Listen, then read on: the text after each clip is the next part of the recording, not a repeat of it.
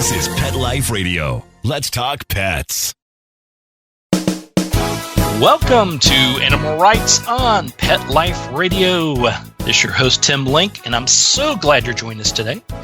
We've got a great show ahead of us. We're going to be talking to author Carlyn Montes De Oca and talk to her about her latest book, Dog as My Doctor, Cat as My Nurse, an animal lover's guide to a healthy, happy, and extraordinary life. So it's a really fascinating read, and it's a real interesting take on how our dogs and cats make our lives better. And so we're going to let Carlyn delve into the nuances of the book here in just a moment. So everybody hang tight. You're listening to Animal Rights on Pet Life Radio. Does your dog itch, scratch, stink, or shed like crazy? Come to Dynovite for help. Order a 90-day supply of Dynovite. Dynovite is nutrition. Pick up 2 bottles of Lico Chops. Get the 3rd bottle free. New improved Lico Chops with omega-3, omega-6, vitamin E. And now, 6 extra direct-fed microbials. Even better for the digestive tract and immune system. Try Lico Chops. Buy 2, get 1 free. At Dynovite.com. DINOVITE.com.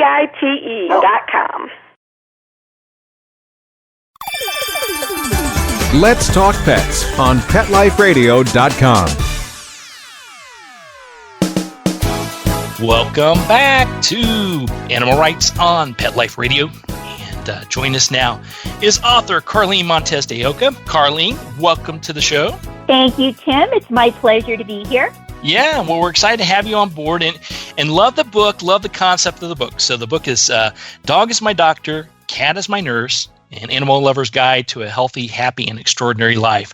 So tell us a little bit about, first of all, the overview of the book, and then a little bit about how all this came about. Sure.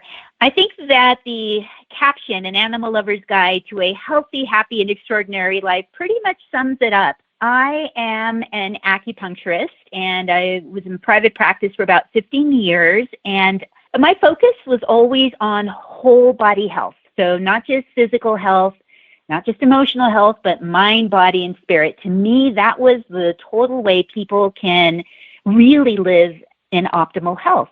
And what I came to discover, to my delight, was that our animal friends, and in particular in this book I write about our companion animals, so dogs and cats primarily, but how they can help all of us in that pursuit of mind, body, spirit, optimal wellness.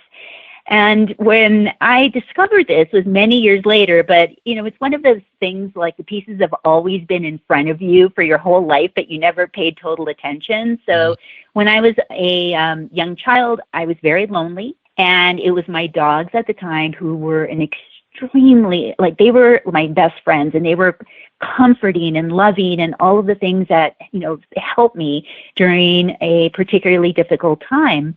And so I noticed that we had this connection, and I thought, well, I guess, I'm the only person who has that connection, because you think your relationship with them is so special.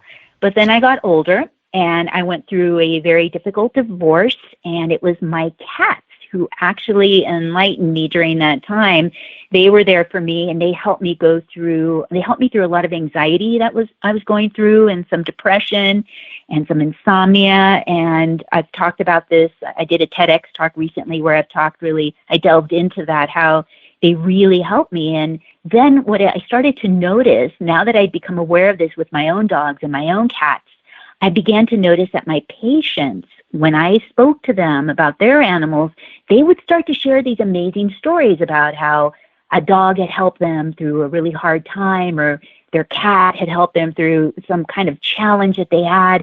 And I started to see that they would have reactions in front of me. They'd start laughing or crying or smiling. And I know as an acupuncturist that even those little reactions are really important physiologically to the body. And I really started to pay attention and realize, wow, these animals are having that complete mind-body health experience on these human beings. And I understood that physiologically, look, that's, the hormones are going off, the really positive hormones that help us to stay healthier. And that's really good for somebody's blood pressure. And that's really good for strengthening the immune system. So I started to see all these correlations that were happening about how animals can help us live healthier, happier, and better lives. And then, of course, now we're seeing all sorts of science backing that up. It seems like every day I see a new article on how science is saying, yep, animals are really good for us, for our health. And I think in the times we live in, we need this kind of assistance. And it's a wonderful thing if you live with an animal because they can offer you so much more than just being a pet. Yeah, absolutely. And I think one of the fascinating things, and back me up on this, please. I often find with clients and with people I know that have animals, I think they understand this, but they don't, like you said, don't fully recognize the benefits that they're seeing in their life by having animals there. And then they think they're the only ones. Is it a fair statement? Well, from my own experience, I agree with you 100%. And one of the funny things that started to happen that I started to notice was, one, I started paying attention that my patients were telling me these stories. And then I started to write the book. And then other people became aware I was writing this book. And even after the book came out, and I would run into people in hotels or at the airport or in restrooms or wherever it was, and people would find out and they'd start sharing their own stories about, oh, this is my story. This is what my cat did for me, or this is what my dog or my horse or any animal. And I'd listen to them and I'd be very interested. And suddenly they'd get so excited and so just enthusiastic about their story. And then at the end of it, it's like they would catch themselves and then look at me almost apologetically and say, oh, but I'm sure you think I'm crazy. And they'd be like, no, I'm the one writing a book. I don't think you're crazy at all. And what I started to notice was it was almost as if now they had permission to share that story, whereas before they wanted to keep it to themselves, as I did, because I thought I was the only one. But no, this is something that's widespread, and it's beautiful to see how many people are stepping forward and saying that, like, this is my story, and this is my best friend, this is my animal, and this is what they did for me, and this is our bond.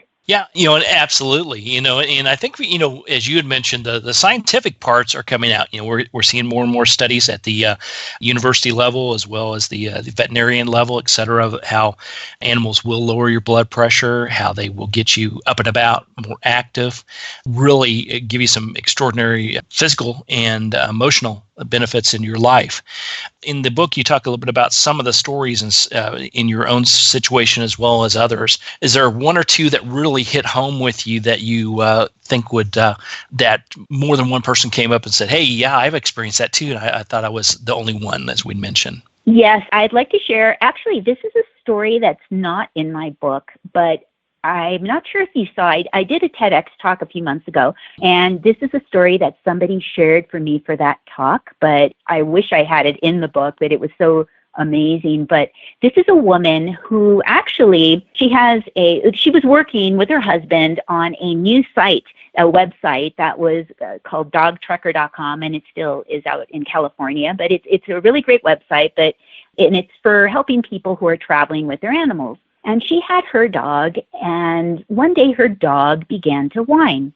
And the dog would sit under her computer, under her desk at work, and she was looking at her dog, not understanding what was wrong. And this is a golden retriever. And so she took her to the vet, and the vet said, there's nothing wrong. The dog kept whining, kept whimpering. And this went on for a while, and she took him to another vet, and the vet said, no, there's nothing wrong. So she said one night, and they had been working really late hours on this website, and one night the dog began to whine and whimper, and Roxanne, the woman, was very concerned about her husband not getting enough sleep because they were working so much. And so she began to pet the dog and just pet the dog to try, and her name was Kayla, and she was trying to keep her just calmer and quiet. And the thing was, she started falling asleep herself, and so she decided, well, what can I do with my other hand? So she thought, well, I'm laying in bed, I might as well give myself a breast exam, and which women do, hopefully, every month.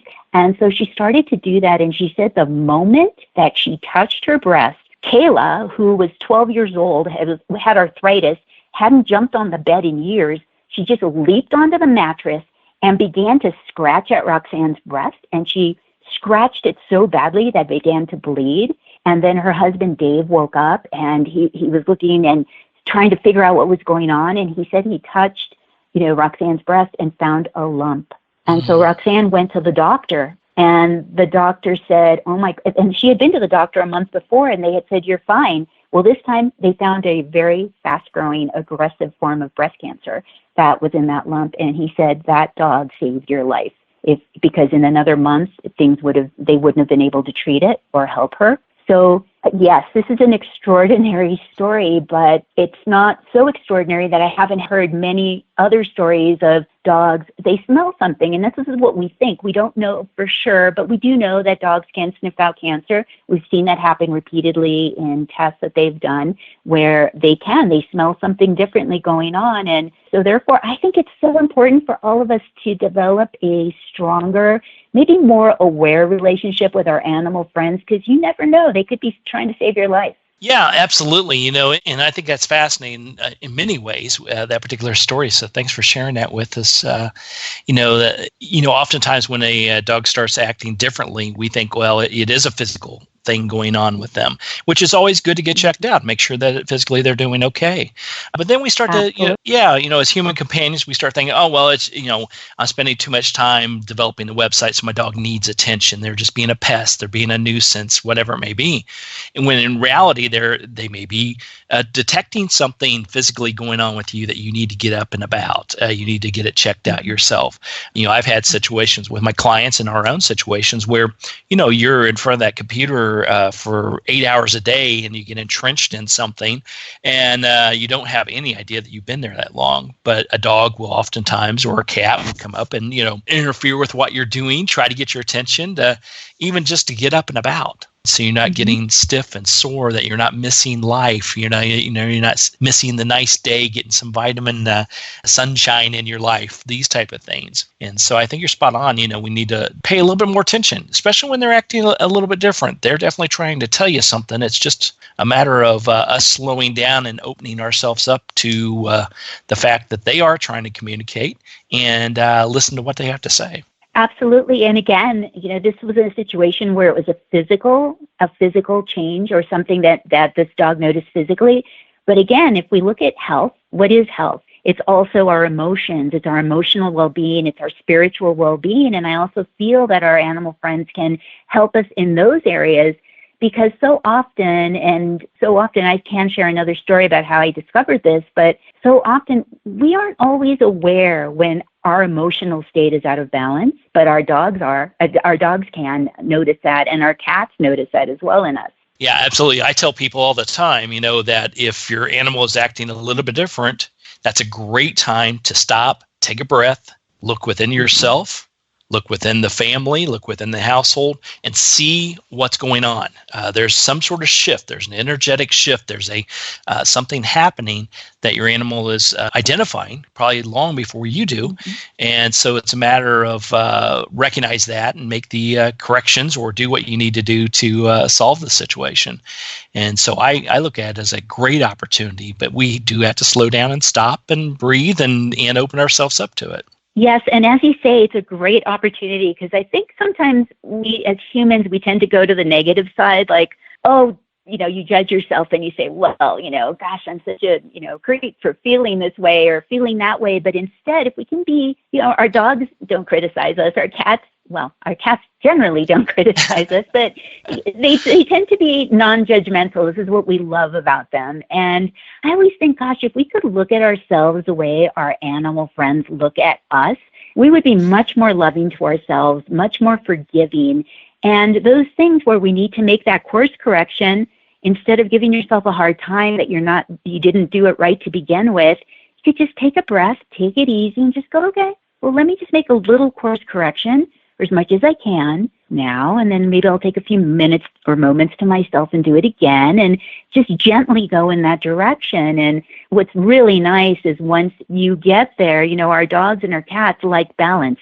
They like that homeostasis where things are even and things are even on keel. They feel safe and life is better. And it doesn't mean that it won't happen again, because our whole life, usually there's things that get thrown at us all the time. But the more we practice that, and the more we have support, like from our two-legged friends and four-legged friends, it's such a beautiful opportunity to help us to be just healthier and happier in our life, and just really just find all the beauty in life by going in that direction more and more. There you go.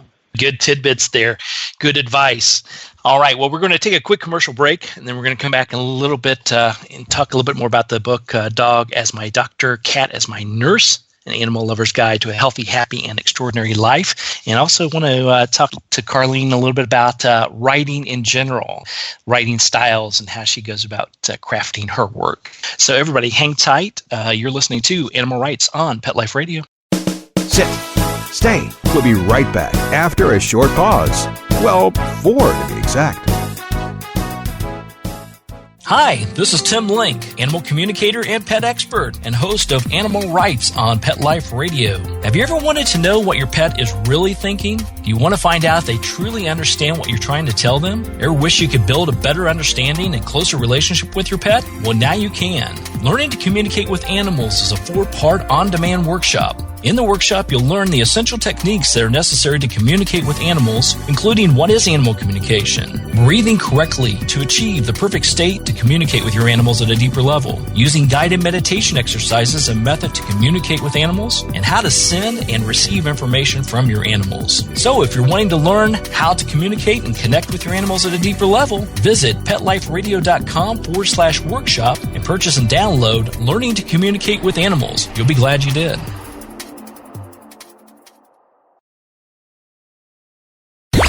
Let's talk pets Let's talk pets on Pet Life Radio. Pet Life Radio. PetLifeRadio.com. Welcome back to Animal Rights on Pet Life Radio. Going to continue our conversation. The book is Dog is My Doctor, Cat is My Nurse, An Animal Lover's Guide to a Healthy, Happy, and Extraordinary Life. So, Carlyn, when people go out and get a copy of the book, read through it, earmark all the great things that they need to remember in the book and all the great stories, what do you hope they walk away with after they read through the book? My greatest hope is that not only will they develop a stronger, healthier, and just deeper bond with their own companion animals, and that they might look to take it to the next level. Like, this is not just my pet, this is maybe my friend, my family member, and they take it to a higher level, whatever the next step is for them, and everybody's different. But my hope is, too, that they might start to expand their awareness to the other animals that we share our planet with. That, yes, I know a lot of us say we love animals, but I think we're being very selective. I think some of us are like, we only like dogs and cats, but there's so many animals out there who it would be wonderful if we began to look at our farm animals and our wild animal friends out there, because they have a lot to teach us and to impart, especially the more we seem to be getting disconnected from nature. A lot of us are on our technology a lot. You mentioned being on your computer so much. We're on our cell phones, and we forget about nature, and we forget about how healing nature is and the importance of having that connection. So in many ways, I think our dogs and cats are gatekeepers to the natural world. And my greatest hope is that people start looking at or start becoming aware that other animals have a lot to teach us as well. Yeah, good point. Yeah, I am a huge critic of those folks that are out there walking their dogs, but not paying attention to the dog, on their mobile device, texting and looking at the latest news and gossip of the world. So, so when you're out there walking your dog, spend time with your dog.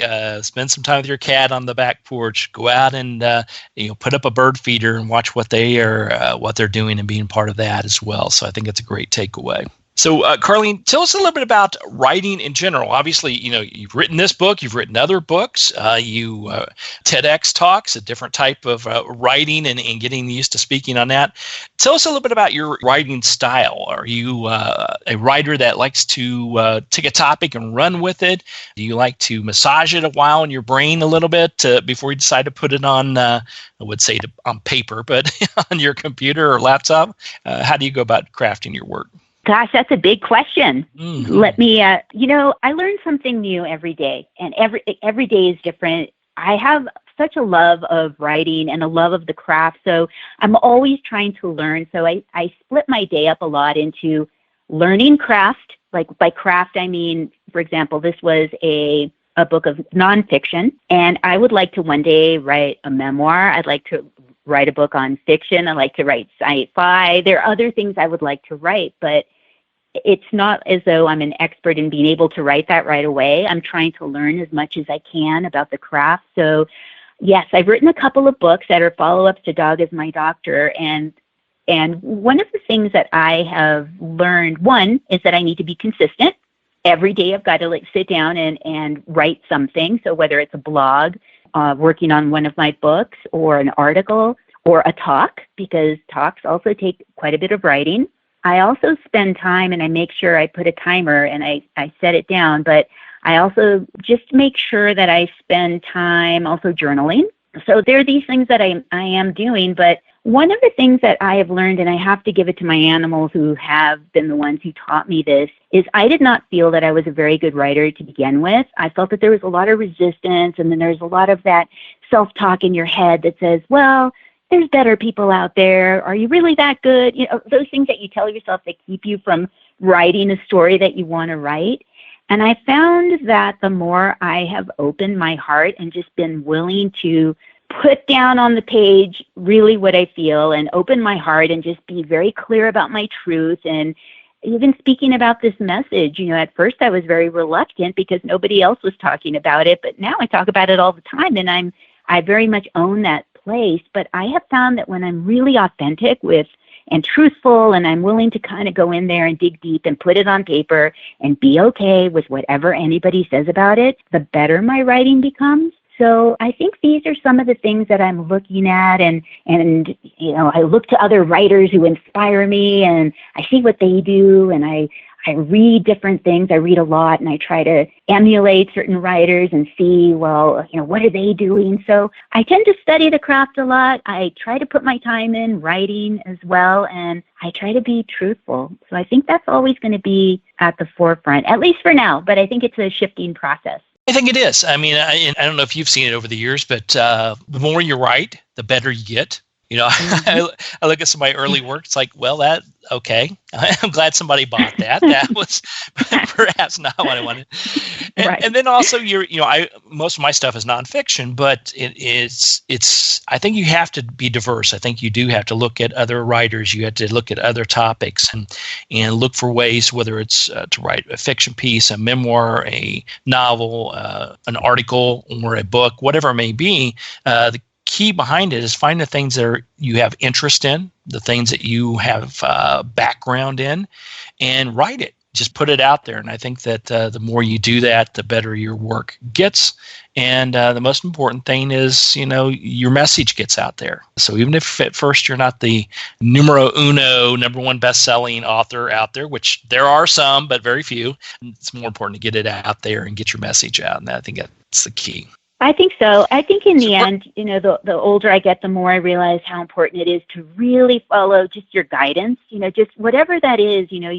I think for many years I tried to put mine on the shelf, and now I'm very clear when things come up to just be there. And as much as it may seem like, I don't know that that's the next step, usually your guidance will take you where you need to go. Absolutely. And just nothing to it but to do it. Just get it out there. I think that's the key. I talk to people all the time, and I said, well, write, if you thought about writing a book, writing an article, writing something, write it. There's so many different avenues you could go right now. And if you're just honest and believe in what you're doing and just get it out there, I think you're going to be all right. I also think that there's one thing that all writers, I haven't read or haven't heard of one writer who doesn't experience this, but it's resistance. And understanding the many faces of resistance, which I was not clear about until now. And now I'm pretty clear when resistance says, oh, no, maybe you should do this instead today. And I'm like, oh, that's resistance. Or maybe you should go get something to eat. Or maybe, even though I just ate an hour ago, or maybe you need to clean the house. And now I'm getting it. All my excuses I'm now seeing were just some form of resistance. And I think resistance has to do with keeping you in a comfort zone, keeping you safe, all those good things. But for me, one of the greatest things is realize where my resistance is in all of its many facets. And so I'm glad I have this understanding now about what resistance is, because that's helped a lot in allowing me to keep writing. Yeah, I think that's a good takeaway. Definitely a good takeaway. So, Carlyn, where can people find a copy of this and your other work? Where can they follow you and see all the great stuff that you're doing? Absolutely.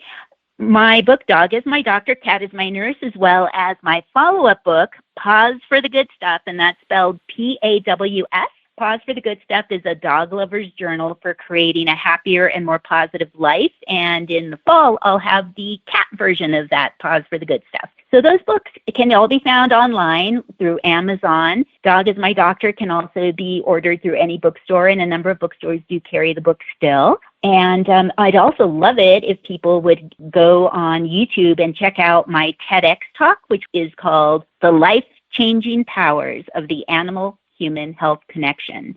And I gave that talk just a few months ago, and I think it's a good one. So I hope people can check that out. Otherwise, I'd love it if people come to my website, and that's called animalhumanhealth.com. Animalhumanhealth.com. Fantastic. We'll make sure we get all that posted and get that out there as well. But everybody go out and check out all the things that Carlyn is doing. Definitely check out her TEDx talk. That was a fantastic talk. And pick up a copy. Dog is My Doctor, Cat is My Nurse, An Animal Lover's Guide to a Healthy, Happy, and Extraordinary Life. Carlyn, thanks for coming on the show, and let's keep in touch. We'll look forward to talking to you again somewhere down the road. That sounds terrific. Thank you so much, Tim. Thank you. All right. Well, we're coming to the end of the show today. I want to thank everyone for listening to Animal Rights on Pet Life Radio. I want to thank our producers and sponsors for making this show possible. If you have any questions, ideas, comments, people you want to hear from on the show and be interviewed, drop us a line. You can drop us a line at petliferadio.com. And while you're there, check out all the other wonderful shows and hosts. And there's just a plethora of great stuff on there. And that's at petliferadio.com. So until next time, write a great story about the animals in your life. Put it in a blog, a post, an article, and who knows? You may be the next guest on Animal Rights on Pet Life Radio. Everybody have a great day. Let's Talk Pets, every week on demand, only on PetLifeRadio.com.